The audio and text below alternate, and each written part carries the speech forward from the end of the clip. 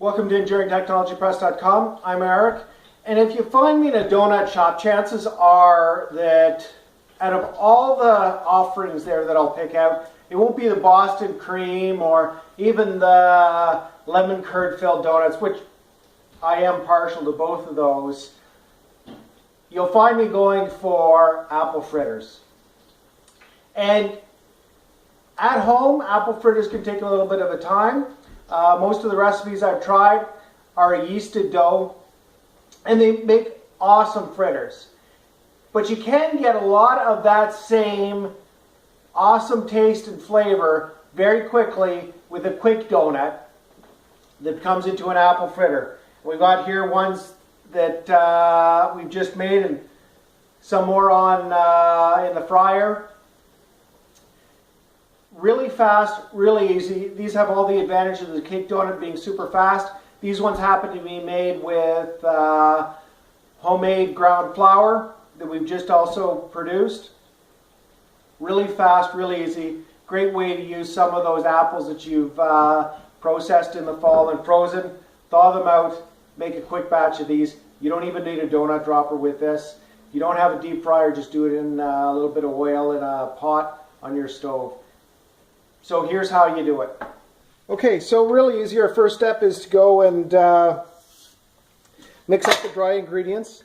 So fairly simple. We've got, and I'm doing 5 times the recipe that you can get off the website. That allows it to be done incrementally. We've got our sugar, our baking powder, our baking soda, and our cinnamon in there. We're going to add our sifted whole flour. 1, 2, 3. This is just fresh. 4. There's 5.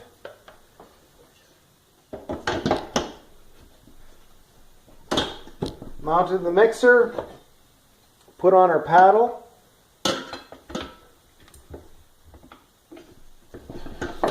Raise it up.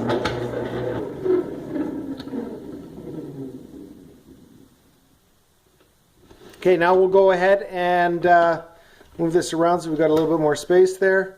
And then we'll go and add our wet ingredients. Our eggs and our water's in.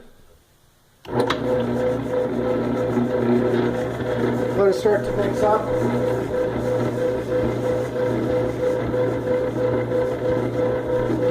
Because this is home ground flour, the amount of water always changes. So I'd start with about half.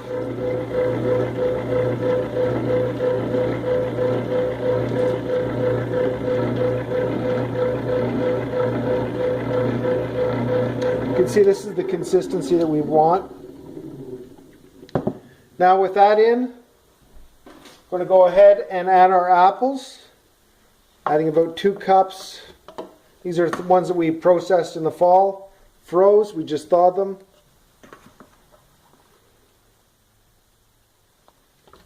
Now the nice thing is if you've thawed them and you got some residual water, you can, or apple guts, you can use that as well if you really want to punch up that apple flavor. That's usually what we do.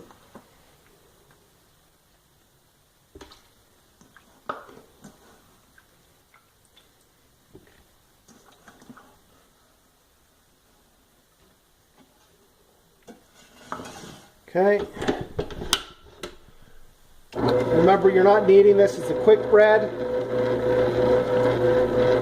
And this go around is just long enough to incorporate the apples into the mix evenly.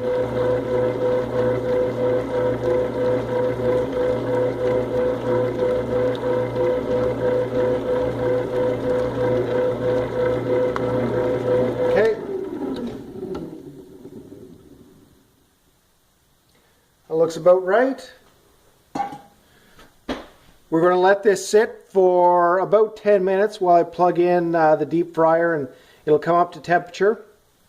And then I'll show you what we do when we get these in the batter. Machine's up to temperature. making this for folks at the office, so I'm not going to go massive with them.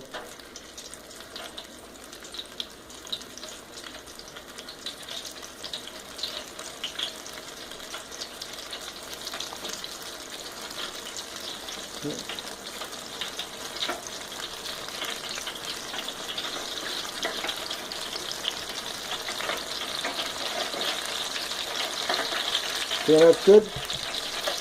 See, we're not using the donut dropper. We've just got, I guess this is a pretty crappy gravy spoon at one time, but it works great for this. Then you're going to want a slotted spoon or something like that to turn them over. And then to drain them, this is what I usually use.